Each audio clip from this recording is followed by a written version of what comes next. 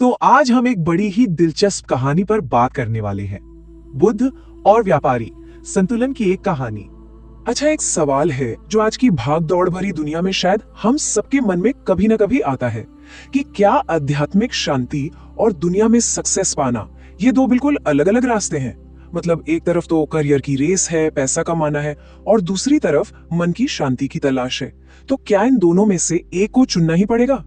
चलिए इस दुविधा को थोड़ा और करीब से देखते हैं। अक्सर होता क्या है ना कि जो आध्यात्मिक बातें हम सुनते हैं वो हमारी रोजमर्रा की जिंदगी की डिमांड्स के बिल्कुल उल्टी लगती हैं। एक तरफ मन को शांत रखने की सलाह दी जाती है तो दूसरी तरफ डेडलाइंस हैं, टारगेट्स हैं, सोशल प्रेशर है। ये लिस्ट तो कभी खत्म ही नहीं होती। जरा सोचिए, हम सब एक अच्छी जिंदगी तो चाहते ही हैं, अपने परिवार को हर खुशी देना, करियर में वो मकाम हासिल करना जिसका सपना देखा था, एक फाइनेंशियली सिक्योर भविष्य बनाना।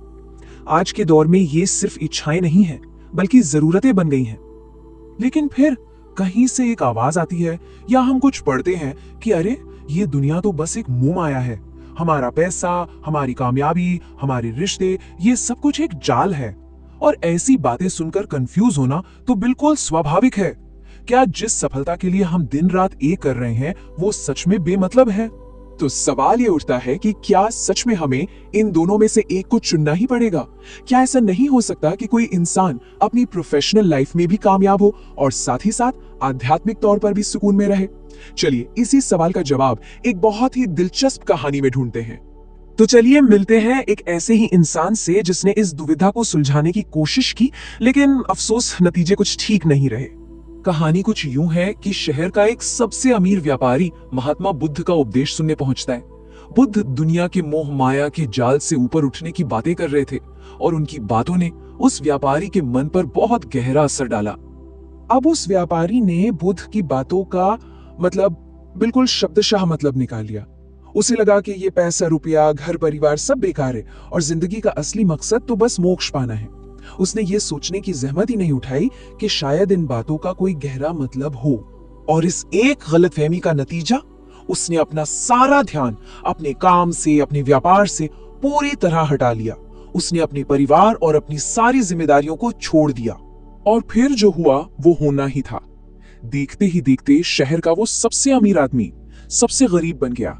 उसका कारोबार ठप हो गया और उसका पूरा परिवार सड़क पर आ गया, भूखा और बेबस।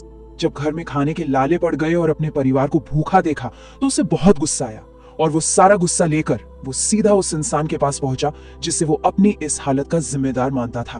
वो सीधा बुद्ध के पास गया और चिल्लाकर बोला, आपकी वजह से मैं और मेरा परिवार बर्बाद हो गए। आपकी उन मीठी मीठी बातों के चक्कर में आकर मैंने अपना सब कुछ गवा दिया। मेरी इस हालत की जिम्मेदार सिर्फ और सिर्फ आप है। अब कमाल की बात देखिए, बुद्ध ने उसकी सारी बातें बड़े आराम से सुनी, बिना किसी नाराजगी के। और फिर उन्होंने मुस्कुराते हुए एक बड़ी ही अजीब सी कहानी सुनानी शुरू की।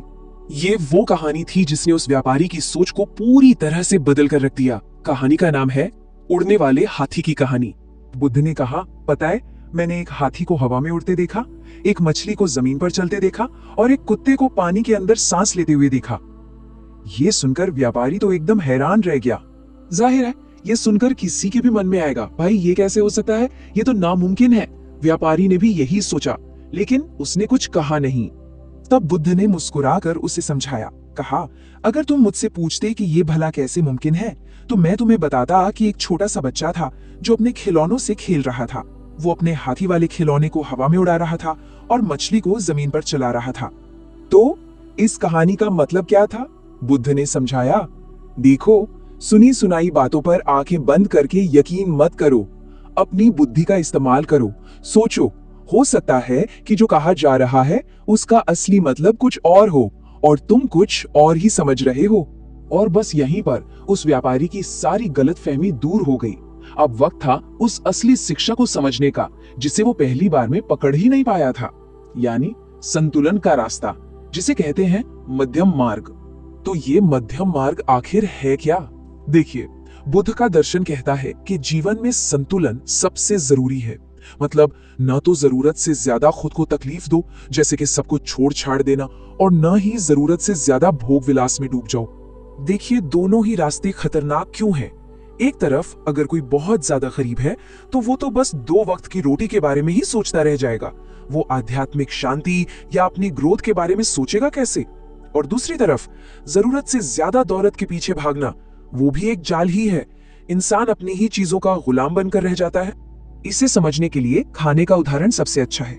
सोचिए, अगर आप बहुत कम खाएंगे तो क्या होगा?